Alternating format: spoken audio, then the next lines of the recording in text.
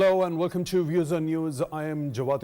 In today's program, we are going to talk about the latest developments regarding the U.S. presidential election race 2024 as the Republican candidate, former President Donald Trump, and the Democratic Kamala Harris faced each other off in the first presidential debate, and many sections of media are reporting this particular contest in the debate as Kamala Harris giving tougher time to former President Donald Trump. Both of these presidential candidates put forth their position regarding key issues, also hurling some personal attacks at the same time. We've also seen that there are certain polls which are suggesting there is a neck-and-neck race between the two presidential candidates.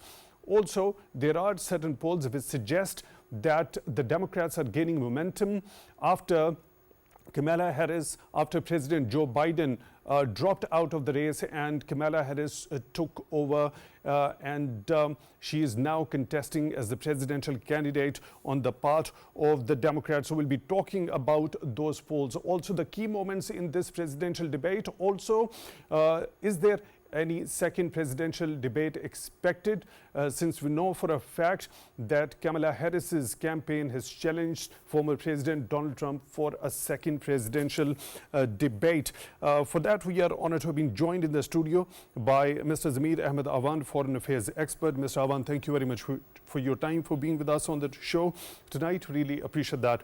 At the same time, on Skype, we are honored to have been joined by Mr. Ather, senior analyst, and he is the founder of the American Muslims for Trump. Mr. Ather, thank you very much for your time also, for being with us on the show tonight. Really appreciate that. Mr. Awan, if you allow me, let me begin the discussion with Mr. Ather. Mr. Ather, now this particular first presidential debate between former President Donald Trump and this currently serving Vice President Kamala Harris.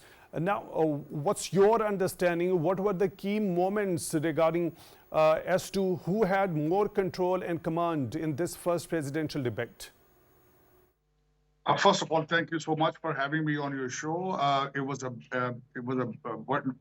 wonderful debate yesterday to see it 3-1, because the moderators of ABC they were leaning towards Kamala Harris, and they were part of the ABC, which is famous in the U.S. as the left-wing propaganda machine.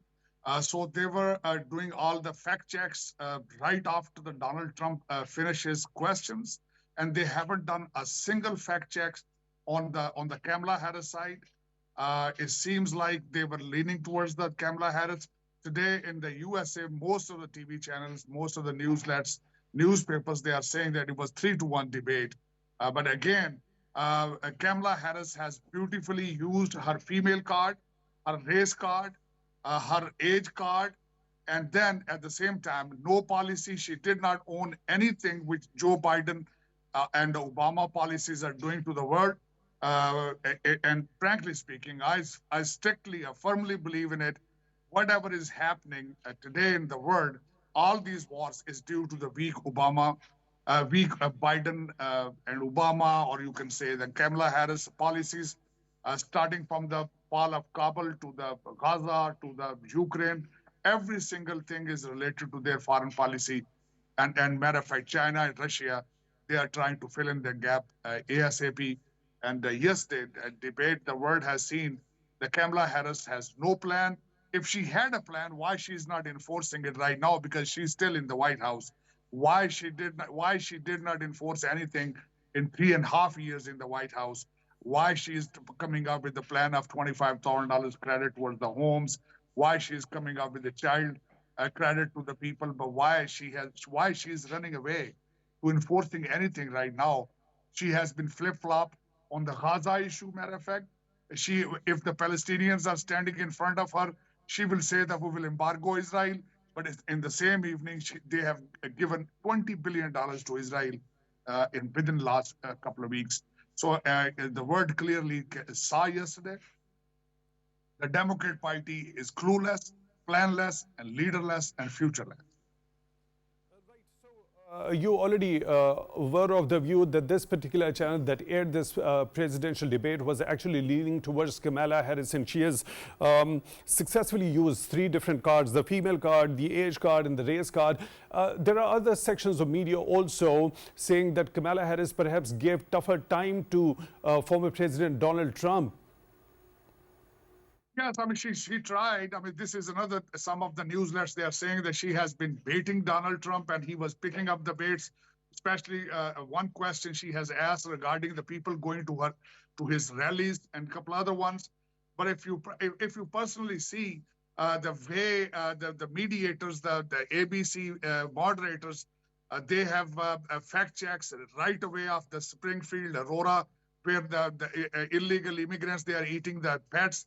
And the second thing was the FBI is coming up with the fake numbers of the crime rate. Even then, I live in the very crime-infested area in the U.S. in Baltimore area, Philadelphia. All of these has become the war zones. And not only this, the Kamala Harris could not come up with any answer with the defunding police. Whenever Donald Trump said that she has participated into the Minnesota riots, she has done a lot of work in Seattle, the riots and everything, but they have clueless. Matter of fact, right now that she tried to distance herself from the Biden policies, but I think she has to own it. And if she owns it, she won't be able to win this election. And American people, they are watching it.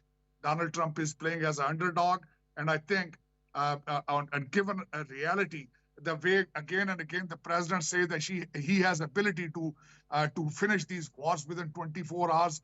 His strategy, the way he can talk to them, I think this is a phenomenon. It's a wonderful, and the world does not need wars at this moment, especially after the COVID. The economy was still struggling.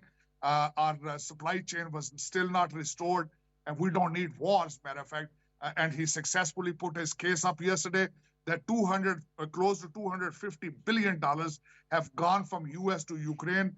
Even then, the Ukraine war is a European war, it's not an American war.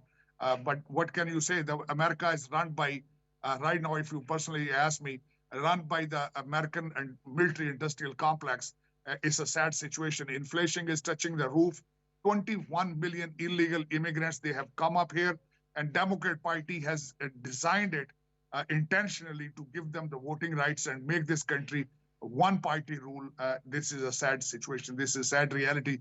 Donald Trump has tried to come up with his case. He tried to put the case in front of the public, and I think he has wonderfully done it. Regardless how hard Kamala Harris or anybody, under given circumstances, Democrat Party has no chance to run the White House. And if they do by illegal means or unfair election, then you can see the future of democracy and you can predict the future of America. Right, Mr. Tharer, do we expect a second presidential debate between the two? Because the campaign of Kamala Harris has challenged Trump for a second one. I don't. Unfortunately, we've lost the connection. We were having very important discussion with Mr. Sajid Tharer, senior analyst, is the founder of the American Muslims for Trump. I think we've got the reconnection with Mr. Tharer. Mr. Tharer, as the campaign for Kamala Harris has challenged former President Donald Trump for a second debate, do we expect and do you see any sort of a difference in that particular debate? I don't think so. Most of us would believe this was the first and last debate.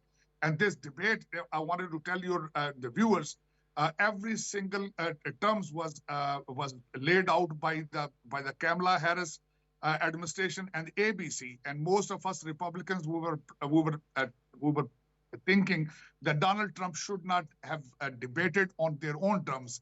And again, if they pick up some other CNN or other left-wing media enterprise to debate, I don't think, because the entire world saw yesterday, it was 3-1 debate, and they were all ganging up against Donald Trump. So I think he should not accept any of these suggestions or proposals. Do you think this is going to have a significant influence in the coming days on the overall presidential election campaign as far as the voters' perception is concerned? I don't think, matter of fact, that the world, Americans, they are watching it, what America is going through right now. Americans, they are watching it where the inflation is. Right now, the unemployment rate is touching the roof, 4.3%, which is almost close to 2020. People are watching the crime rate going up, and especially illegal immigrants, they are coming up in the gangs.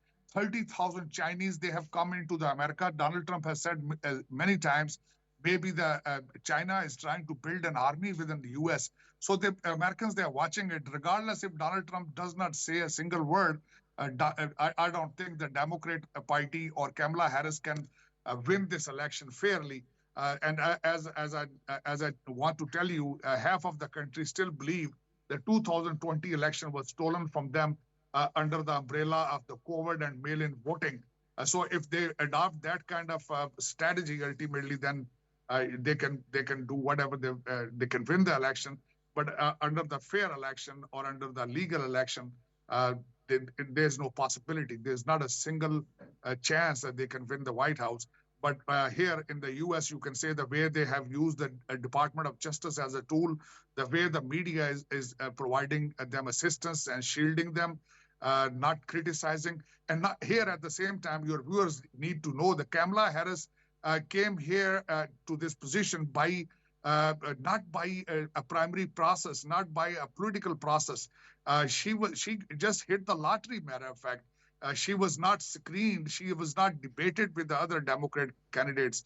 She just won this lottery and became a presidential candidate, matter of fact, which is not a fair practice. This is like, according to me, it's a cheat.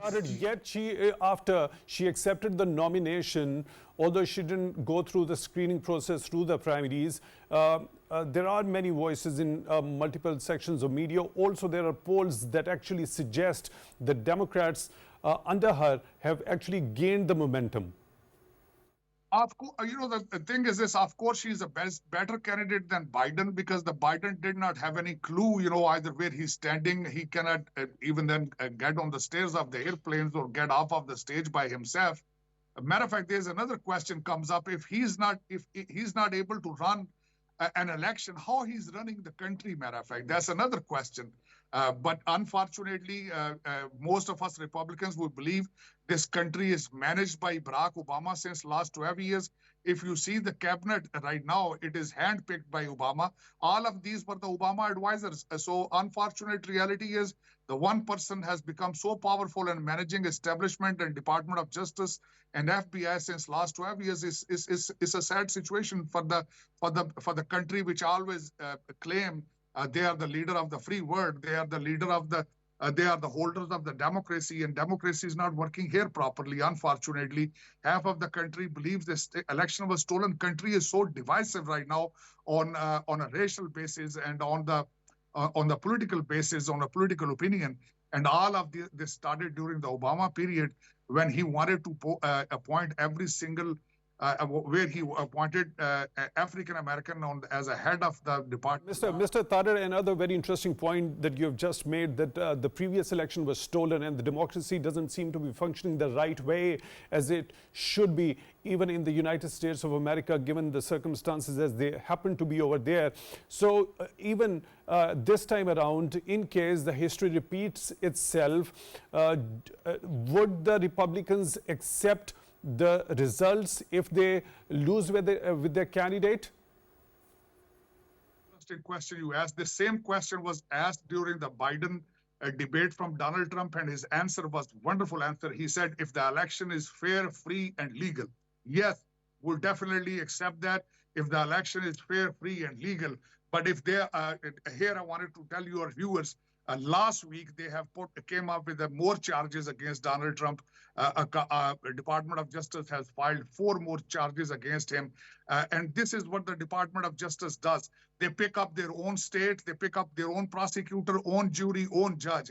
So this is how the democracy is being operated in the U.S. It's not fair. And if they come up with some kind of new... If the history repeats itself, and this time around, again, as per the Republicans' view of the stealing of the elections, even if this time around the same thing happens, what is going to be the possible reaction of the Republicans or the former President Donald Trump in that regard?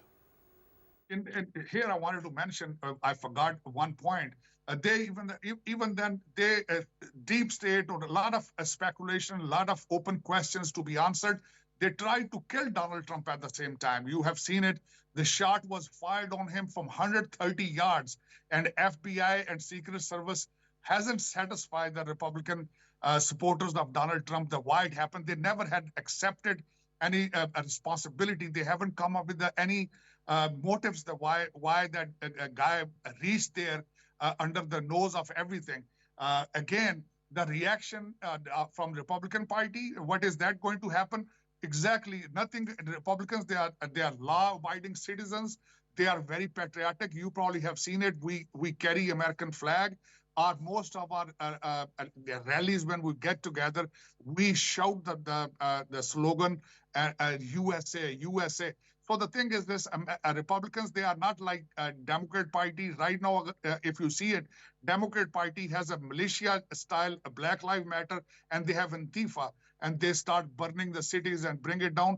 Matter of fact, Democrat Party has been using African-American as a tool, so they bring in front of them and give them the racial card so they can burn anything, whatever is possible, and nobody can challenge them. This is what the reality is. If that riots will take place in this country, if the Kamala Harris lose the election, but if Donald Trump will lose the election, nothing going to happen. You will see it. Republicans won't act like it or won't retaliate like the Democrats expected to be. Okay, so Mr. Ather, let's talk a little bit about the foreign policy front. How do you think both of these candidates, when we particularly talk about the situation in Gaza and the kind of sufferings they had been enduring since 7th of October, let me quote what Kamala Harris had to say: we need a ceasefire deal and we need the hostages out, unquote. On the other side, former President Donald Trump said that she hates Israel, at the same time saying she also hates Arabs. Now, how both of these differ as far as their policy towards Israel and the situation in Gaza is concerned? And how do you think, given a chance for the second time, former President Donald Trump would be dealing with this situation differently? The two things I wanted to mention, this is what the Kamala Harris policy on the Gaza is. If the Palestinian is standing in front of her, if the people are shouting for Gaza, she will say that I will embargo Israel. At the minute, in the same evening, same day, the Biden Kamala administration, they gave $20 billion package to Israel. So this kind of policy she has. On the other side, that Donald Trump always say, if he was the president, this would not have happened. Reason, because due to the Obama, Biden, and the Biden Kamala Harris policies, Iran made so much money, and they are able to sell the oil in the presence of sanctions because they have gone easy on the sanctions. So the Iran is making money, and that money is going to Hezbollah and Hamas, and that's why this is how the Donald Trump's case is, that due to these people, this whatever is happening, it is in the world is happening by them. Here, the policy of Donald Trump, I have traveled with him about a month ago for a whole week, and I kept asking and I kept listening to his point of view regarding Gaza and Ukraine. His policy is that Israel should finish their project. They should finish their operation and go back to Israel. This is what his policy is. But personally, right now, Biden administration is helpless, hopeless. Tony Blinken has made millions of trips in that region and nobody cares about it. But every single bomb has gone to Gaza as the address of the USA. All the money going to Israel is gone from here. Our blood and sweat is going to Ukraine and going to Gaza, and they cannot do anything. The Trump's policy regarding Israel should go back after finishing what they actually started the project. What they sought out was to eliminate that Palestinian resistance group over there that was involved in 7th of October attack. Mr. Sajid Tarar, I'll come back to you. I have to take your understanding regarding as to what could be a different sort of a policy when it comes to former President Donald Trump in resolving the crisis that has been unfolding in Ukraine. Let me bring in Mr. Awan into the discussion. Mr. Awan, talking about this presidential debate, who do you think was in more command and control, and what sort of impact do you think it is going to have on the overall presidential election campaign? Before giving you precisely this answer to your question, I will tell you that I have been watching the presidential campaign for many years since my youth age. What I have noticed in the past, the presidential campaign, there were some values. They were debating about their policies, how they will form the government, what will be their foreign policy, what will be their domestic policy, how they will interact with the rest of the world. Based on their policies, they were contesting each other. Gradually, it has been deteriorated, and now they are becoming more and more personal attacks. I think that a lot of deterioration has been witnessed, and American democracy has been eroded to a certain extent. I am scared that if the same trend keep on going, maybe American democracy will be no more ideal democracy in the world, and it will be a very big setback. So what reasons do you think are mainly associated with this shift from those presidential debates that actually included the discussion on the policy, the kind of implementation of those policies if somebody comes into power would have, and a shift from that value system towards these sort of presidential debates where there are more of personal attacks? I don't know much more about that, but if you see yesterday's debate, the more focus was on the personal attacks, leg pulling, blaming each other. I mean, there was less, of course, they have talked about some policies, but less about the policies, more about the personal attacks. So this is the thing which I think so is to what great purpose change do you I think have this seen. particular tactic does serve to each candidate if they resort to personal attacks on each other? I mean, this will deteriorate the democratic process. It is devaluing their democratic values. I mean, American democracy will be harmed in this way. This is what I have witnessed. Other than those personal attacks, do you think there were some substantial things that were discussed upon, and both the candidates came up with some substantive policies that once they come into power, they would be implementing? They have talked something about the policy, but little bit less. Let me tell you one other thing, that I am not supporter of any one candidate. I am a neutral person. But what we have seen, this Biden administration or the Kamala Harris as the vice president, what the American people have achieved, if they are satisfied, they will vote for her.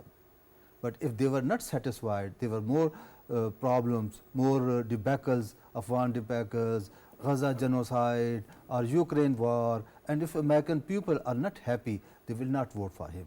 I don't know, I am not advocating for anybody, but performance of the 4 years of the previous administration, Biden administration, was not satisfactory. Was not satisfactory. What the major failures, or those failures were only associated with the foreign policy front, or were there failures at the domestic front also? Both. On the foreign policy front, Afghan debacle, it was a humiliation to American nation. Gaza genocide, I mean, it is America, Biden administration was a part of genocide. They were supporting financially, they were supporting by supplying the weapons, they are supporting Israel in the United Nations, in the Security Council, they were using the veto powers, they were part of this genocide. And even that, Ukraine war is also, US is responsible. NATO expansion was the reason, and NATO expansion, if there is not NATO expansion, Ukraine war will never happen. And also, on the domestic issues, American economy is declining, American trade is going down, jobless people are increasing, with China tension is growing, with Iran the tension is growing. I mean, even domestic issues are the international affairs. On both fronts, Biden administration was not very satisfactory. So I think that it is up to American people to vote for Donald Trump or Kamala Harris. We are not convincing anybody for lobbying for any candidate. Right. But based on our experience, observation, we can give our comments on it. Right, I'll come back to you to take your understanding regarding other aspects. So also, Mr. Ather Tirmizi has joined us on the phone line, senior analyst joining us from the United States of America. Mr. Tirmizi, thank you very much for your time, for being with us on the show tonight. Really appreciate that. How do you look how the performance of the two presidential candidates in this, their first ever encounter in the presidential debate has been? Who had more command and control, and who came up more solid as far as putting forth his or her understanding regarding of the Americans facing the problems and how to address those? Well, thank you very much for having me, first of all. I think last debate, there were, I think, a little bit of score made on both sides, but I think the command and control was shown more by Vice President Harris than President Trump. And I think after the debate, there was a big thing that everybody goes to the spin room, which is the surrogates of both candidates go to the spin room and try to spin on the narrative that may be out in the media, and they say this happened, that happened. But I think for President Trump, definitely a missed opportunity. If the inner circle of Trump were very happy that he did very well. But once you go one layer outside of the inner circle, I think he wasn't as strong. He didn't take advantage of pushing Kamala on her past liberal position. He didn't push her on her connection to the Biden administration that is in government for the last 3-4 years. So I think there was a missed opportunity. Even Senator Lindsey Graham, who was a very, very staunch ally, came out and said that it was definitely a missed opportunity by President Trump. Right, Mr. Tirmizi, now Kamala Harris's campaign has challenged former President Trump for a second debate. Do we expect another one? I mean, look, I think that's a big challenge because, when she comes out and says that, hey, listen, I want another debate because I really want to showcase what, why former President Trump is all about. And then President Trump's campaign says, well, think about it. That shows that they're on the defensive, not on the offensive. But the Harris campaign, at least in the perception world, they're on the offensive, saying that he's unfit for the office and will show it. And when the Trump campaign, instead of saying, absolutely, we want that, anything short of that shows that their weakness or they don't feel comfortable debating. Okay, Mr. Tirmizi, when we talk about the issues Americans are facing at the domestic front, when it comes to unemployment rate, the inflation, and also the immigration issue, what substantive policies do you think Kamala Harris has been able to put forth in front of the nation during this presidential debate? I think, like our other guest, Mr. Awan, was saying earlier, I think the debate, unfortunately, have become more about the personalities and less about the policies. There was a time that there was a good political debate, and we talked about policies that impact an average American. But as of late, more and more debates have become about the policies and name calling and other things, as opposed to things that matters. All the things that you mentioned, whether it's immigration, whether it's the economy, the inflation, and all of that, there was no concrete answer that was given by either candidate. In fact, NBC, which is a left-leaning poll, they said that 55% of the the people that they poll after the debate, they did feel that Kamala Harris is, is representing the same thing that they have been seeing for 4 years, 5 years, for at least 4 years, 3.5 years, because they want to show that how she is different than Biden. But it's impossible when you're the vice president of administration that was in government. You cannot say that I'm different than the vice president. On the policy, I don't think Donald Trump did any better. In fact, Donald Trump, he baited into talking about things that didn't matter. There were an instance about people eating dogs in Springfield, in Ohio, which is a farce. It's a lie. It's not been approved by anybody. In fact, the city manager has said that this is not true. But for former President Trump to bring that up in a debate, as opposed to really focus and push back on Kamala Harris and say, look, you've been in the government. How are you going to say you're better? You've been in the government. How are you going to say you are going to do immigration better? Instead of that, he just kept going off of different tangents. And I think it was a weaker performance compared to the last debate for him. And again, no policy substance from both of them. Mr. Tirmizi, let me quote former President Donald Trump when he talks about the situation in Ukraine. He says Russia would have never ever have gone into Ukraine on his watch, and I'll get it done, referring to resolving this particular crisis before even becoming the president. How do you look at this one?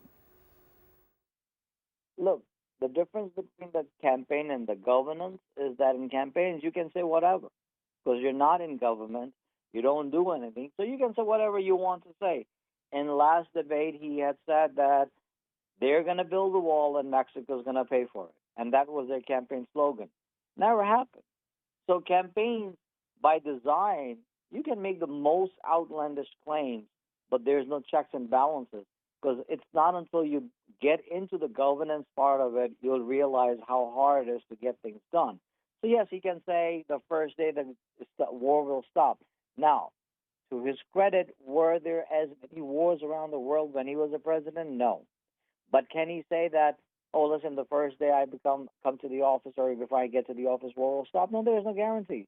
They have made outlandish claims before as well in 2020 election and 2016 election, and none of them became true because campaigns by design, you have to give people hope and promise.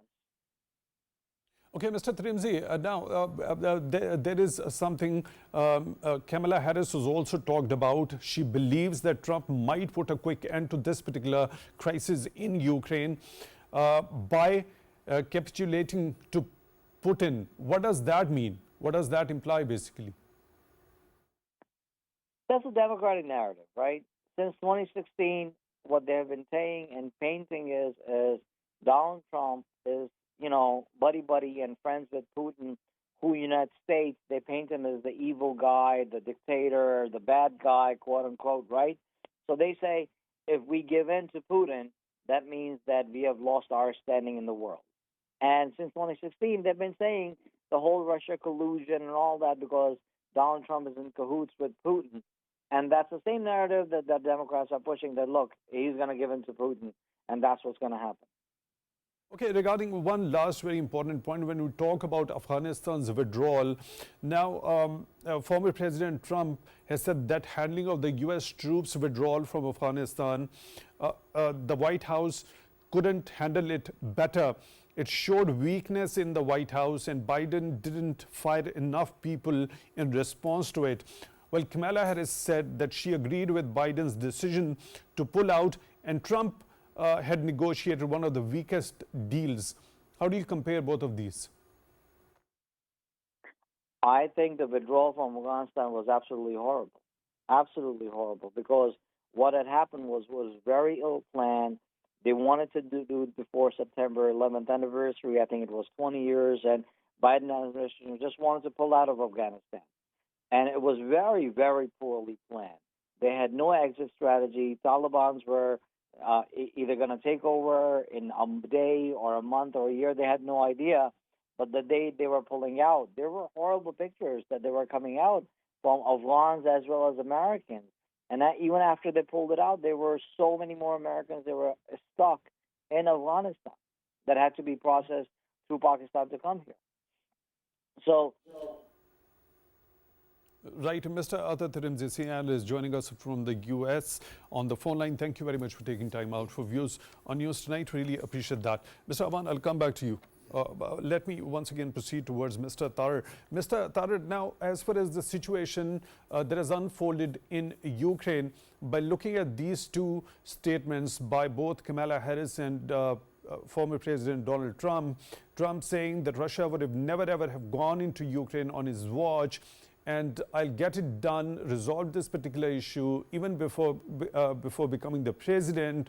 Then Kamala Harris accuses him that she perhaps believes that Trump might be able to quickly resolve this or end the war there by capitulating to Putin. How do you understand both of these statements?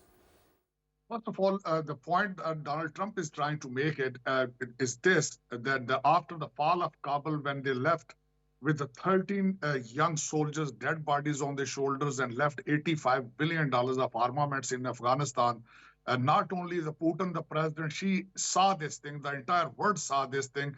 Allies are shaking up and everything, and then all of these people, Putin and President Xi, they started taking advantage of it. That is number one. Second thing is this, I agree with it. This is all maybe due to the NATO going in there. And Donald Trump has a different point of view regarding NATO, that America, even then during his debate, he said that close to 250 to $275 billion have gone to Ukraine from US. Even then, this is not an American war. This is a European war. And Europe is not pitching in. Europe is not fighting against Russia. America is fighting against Russia. Why? I mean, say, why our blood and sweat is going there? We are going through inflation and we are going through a crisis in this country. Our infrastructure is crippling right now. There's you name a single airport built here in this country in last 25 years, not a single highway built in this country since last 25 years. But a military industrial complex, corruption is killing. So that is what the Donald Trump means when he slowed down with NATO, or when he asked them to step up. And that is the situation. The entire world. When former President Trump talks about NATO, the members of the NATO from the European continent meeting their financial obligations, do we understand, if he becomes the president for a second time, do we see this Ukraine crisis coming to an end immediately, as he has claimed that it would be done even before he becomes the president? And if so, how do you think it would be practically doable? Matter of fact, the thing is this, right now, our president, who is sitting in the White House, has no sense. Even in the White House has said themselves that he is only able to talk during 10 a.m. to 4 or 5 p.m. After that, he's under drugs or under whatever the situation is. Matter of fact, Donald Trump has said yesterday in his debate that he will talk to both people, the Putin and the President Zelensky, and both of them, they respect him, matter of fact, because he's a leader. He doesn't go through the red tape. He doesn't go through the, he's not owned by the military industrial complex. He's not owned by the special interest, matter of fact. And these are the big reasons I am supporting Donald Trump, because he is a true leader. He's not part of the establishment. He hasn't been he hasn't been in Washington, D.C. since last 52 years, like Biden. He made money and came to politics versus Biden came to politics and made money. So the thing is this, he has ability and capacity to finish all of these wars, like he said, because the world respect him. He's a leader. He's unpredictable. Right now, like I told you, the Biden, Obama, and the Kamala Harris administrations, President Xi and President Putin has been studying them since last 12 years, and they have seen that they are not the leaders. They have their own socialist type agenda in their mind, and they are just, I wanted to tell your viewers right now, one of the biggest tasks of Biden, Kamala Harris administration right now is legalizing marijuana before this election comes up in the entire country. So when you are working on the socialist policies and your own agenda, the world leaders are observing you, watching you, and they take advantage of it. Matter of fact, this is another thing is this: the world is very tense that if Donald Trump is going to win, the foreign policy of America and the American prestige will be restored, and that's what they are working on it. They are taking advantage. You have seen it. The war in Ukraine is taking turns because they are confused and nervous. If the Donald Trump wins, what is going to happen? But he has the ability to stop these wars during his period. World has to give him a credit that. One last question, Mr. Ather. How do you think he has got the ability when it comes to ending the crisis in Gaza is concerned? Would he be able to impress upon Netanyahu to go for a permanent ceasefire over there in Gaza? Definitely, I believe that he has a charismatic personality. He has a relationship with them. And not only this, there's right now the left-wing media enterprise is trying to give a spin that he is anti-Muslim. But his first trip was to Saudi Arabia. He has a wonderful relationship with Saudi Arabia. Even then today, they respect him.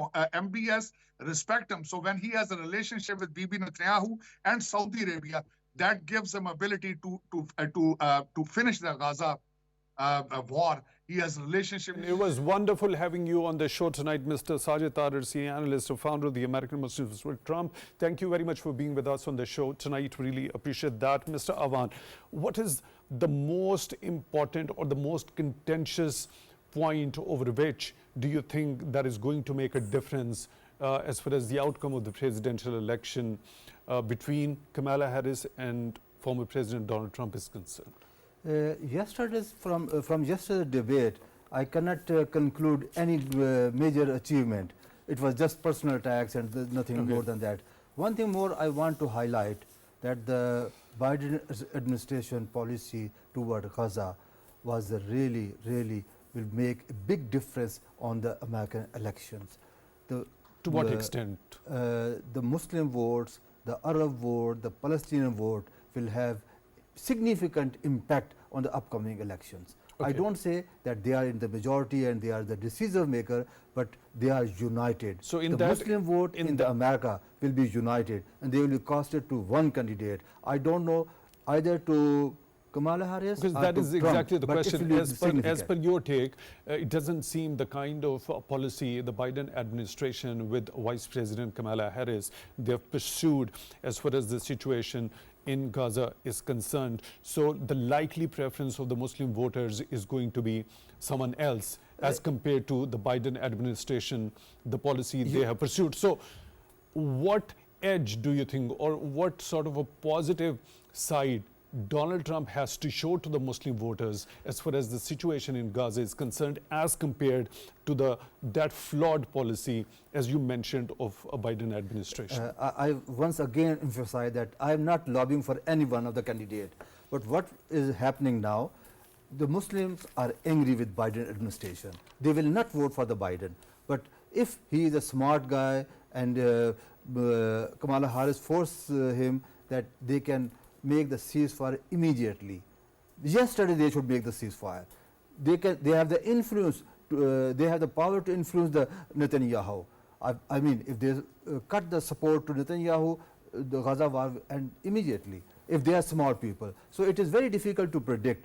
Politics are something very difficult to predict, and I'm not astronomer that I can say what will happen and who will win and who will lose.